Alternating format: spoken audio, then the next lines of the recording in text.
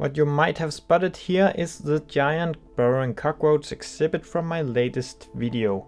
And today we're going to expand on this build when we'll build a habitat next to it. This will be for platypus. A platypus? This is all going to be a kind of Queensland themed area of the zoo, which is also the location where the zoo is placed. So instead of just making one big Australian area, I've somewhat divided it into multiple. You might already have seen the Southern Coast complex. When I build habitats, I have a bit of a bad habit of forgetting the barriers actually. Since I use null barriers most of the time, I just start building and then kind of forget that I didn't implement the null barrier anywhere. And for the most part, it's not really a problem to just add it in the end, but especially with stuff with underwater views and a lot of terrain work and stuff like that, it can be a bit tricky to get the habitat gate in when you build everything around it. Then you can be sure you can find a good spot for it. So today I want to make sure I put that in first, and then I could start work around with the underwater part, which of course is the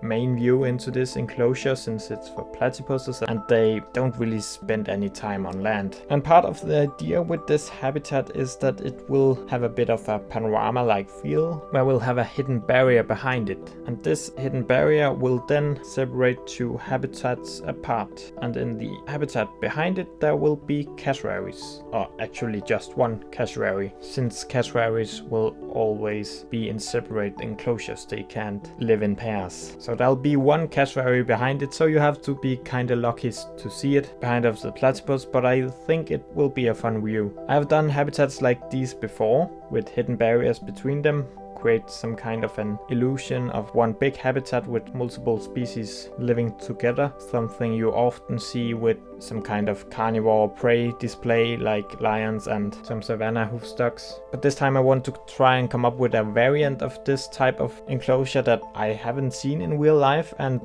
is probably a bit more speculative, I guess you can say. I'm not entirely sure if this kind of barrier I'm doing here today is logical to use for platypuses, but you will see that later on when I add a fence to it. I've been reading that they should be really bad climbers, so I think it should work, but if a zoo would really do this in real life, I'm more unsure. I also decided to add a dome to this build. It's the first time I'm playing around with these, and I did kind of forget to implement the thing you go into, the guests go into to get into it, to the dome, and as I'm speaking right now I still haven't done that. I might be able to get it done before I show something off here in the end of the video, I hope, and otherwise we'll get it to work another time, I guess. But the idea with that is that you can then stand a bit in between the two habitats here. You can't expect the platypus to come up to the dome since it will stay in the water. You're also on a distance from the cassowary, but you'll still get a more up close view of it than you will from the other side. I'll go more into the cassowary habitat in another video, I guess. I didn't really want to spend too much time on that in this one, so it will mostly be built off camera. You will see a bit of it from time to time, but I wanted this to be about the platypus since that's really the important feature of this build. And here you can see I'm using some plants and some rocks and all to decorate this whole land area. I didn't really go that much into the terrain work, I just needed some water to work for the platypus to be able to dive in. Everything that didn't feel right with the terrain work I just covered up. The terrain itself is not really important for this habitat, besides from the water area of course. There will be times in this video where we get some big jumps. Some of it is just kind of boring stuff I cut out, but a big chunk is because turned out my computer was pretty filled up. That's what happens when you have a lot of videos saved on your computer for making YouTube. And therefore I lost some quite nice decorations I did to the front. You might be able to spot it later, and I'll make sure to point it out later in this video. I could also just put it in here. This is what I'm talking about. But I think the main part of the recording I lost was for building that. Now I'm trying to implement more of the foliage work I did for the exhibit into this build, so it all comes together. Really think this turned out great. This plant panel thing is really a lifesaver in this kind of zoos, tropical builds. I will be finishing this platypus habitat in this video, but the stuff around it, like the cassowary habitat behind it, I'll not completely finish off today. There'll be a bit more to this whole Queensland area, I think, in one way or another. For the most part, it will be a finished build today, but there will be stuff that I'll have to work on more afterwards. So don't really expect a long showcase of this at the end of the video, but there will be some, especially since I also worked on the whole cassowary part of camera.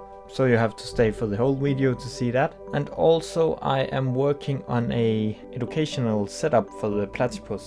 Found some kind of fun illustrations in an old book I got, and I want to see if I can kind of recreate it in Planet Zoo. Not like a one-to-one recreation, but more a heavily inspired display of this. And I think I can make that work as a little video on its own. So make sure to subscribe to the channel if you want to see how that turns out. I think it's quite fun. And since I started to work a bit with this idea alongside I was building this, some of it will probably be visible in this video. And here we're building the fence that will be kind of a double fence. One side will face the cassowary to make sure it can't jump in.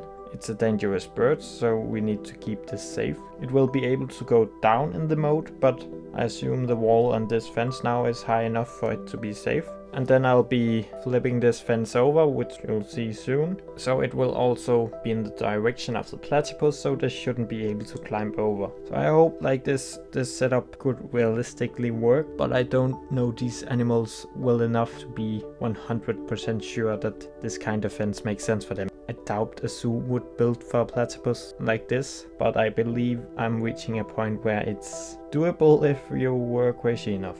This build also means that the cassowary for sure will move out of its current habitat, which I talked a bit about in another video, and I believe I will be moving dingoes into that area. I think it will be fun with a more tropical build for dingoes. I don't see that very often. Most builds I've seen people do for dingoes are some quite typical outback Australian things, but dingoes lives in all kinds of habitats, so building a habitat for them in this environment I think will make it stand out a bit more. But we'll go more into that in another video. But we'll go out of the speed build in a moment, and then I'll finish up some stuff in this area, so there are a bit more to see than what you've seen me build in this video. So make sure to hang around and see all of that.